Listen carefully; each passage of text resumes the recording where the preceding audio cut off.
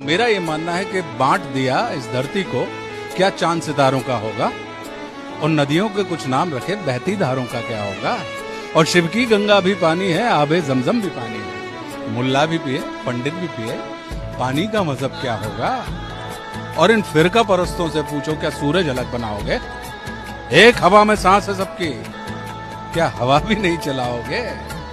तो नस्लों का करे जो बंटवारा, रहबर वो कौम का ढोंगी है।